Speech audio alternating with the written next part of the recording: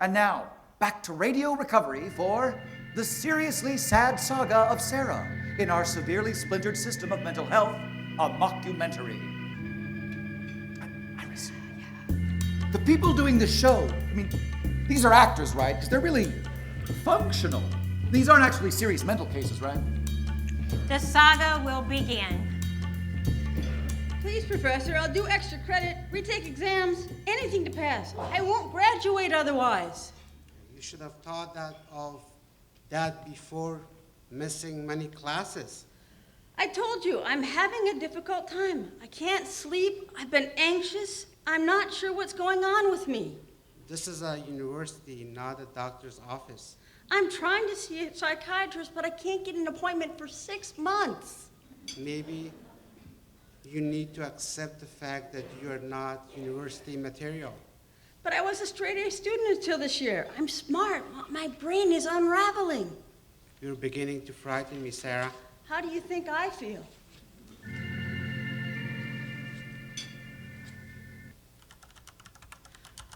Dr. Pill, you've been typing on that computer for 5 minutes, and my appointment is only 15 minutes. Very good. Remind me to take a note about that. Good cognitive skill. So I was saying that my biggest problem... Whoa, we're not there yet. Need to fill in a few more fields. First name. Sara, look, I've been waiting 3 months to get this appointment. Just a second. This darn computer's freezing up again. How do they expect me to do my job here? Isn't your job to talk to me? Okay, there we go. So, last name? Desperate. Okay, yeah, interesting name. Just sign here. What am I signing? An acknowledgement that you've received all your hospital discharge papers, including orders for your meds, the doctor's recommendations for follow-up, etc. There are no doctor recommendations, just prescriptions for 5 different meds. Where do I go after the pharmacy? What do I do then? Well... So, nurse number 1, is that bed free yet? Just opened up, nurse number 2.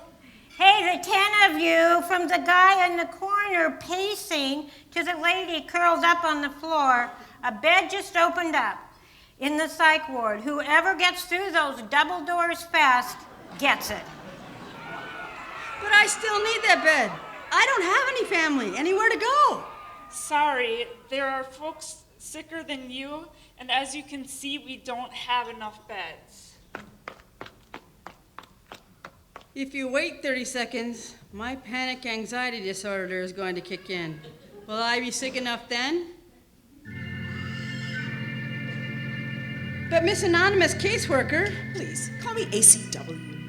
I've lost my on-house campus housing because I lost my scholarship, because I flunked one of my classes, because the professor wouldn't give me a chance. So I took a job so I could afford an apartment, which I lost because I lost the job, because my anxiety kicked in big time.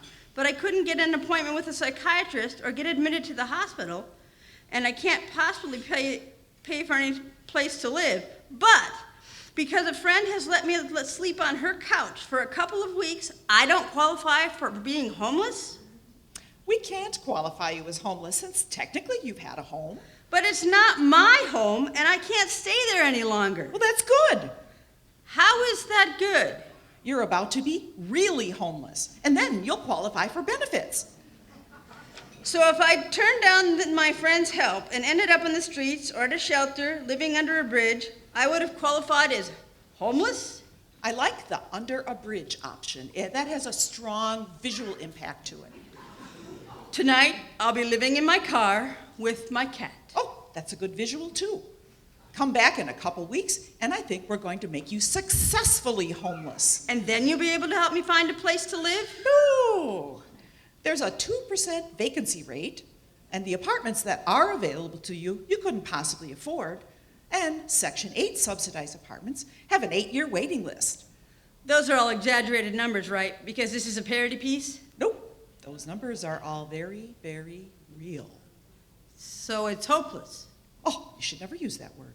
Because it's not true? Because it makes me feel like I'm not doing a good job. We're about to find out how the story ends in The Seriously Sad Saga of Sara in Our Severely Splintered System of Mental Health, a mockumentary. Hi, Sarah. Welcome to Vail Place. How'd you find out about Vail Place? Somebody, I can't remember, psych ward maybe, gave me a brochure. My cat found it in my car and started to chew on it. Smart cat. Funny. What's funny? That's my cat's name. Oh, She was homeless before I took her in. She made me laugh. I was always saying, "You're funny." And she became funny. are you waiting to talk to a staff person? I'm waiting for Dina. Aren't you staff? No, I'm a member. What does that mean? It means I came here maybe like you are now because I needed help, and I stayed. Why? Well, I used to go to drop-in centers before I found Vail Place. They were okay, but I felt kind of babysat. Here you can do things. You have a lot of input, and what you say matters. You can actually run the place. You're appreciated. Can anybody come here? As long as you have a diagnosis of serious and persistent mental illness. Hi, Sarah. I'm Dina, the housing manager here. I understand you're living in your car. It's going to be really cold soon, so that's not a good situation. Can you help me? Well, we have an intake process. Tell you what, I have to meet with someone. Won't take me long. You were talking to Mike? He's nice. Yeah, he's very nice. Mike! Yeah? Could you take Sarah to meet some of the others? When I get back, Sarah, we can chat about what the next steps would be. I'll be back soon, okay? Okay. She'll help me find a place to live? If anybody can help you find a place, Sarah, the staff here can. They got me on a Section 8 voucher 3 years ago. I'd be on the streets if it weren't for them. Hey, everybody, this is Sarah. She's thinking about joining us at Vail Place. Hi, Sarah. Really good to have you.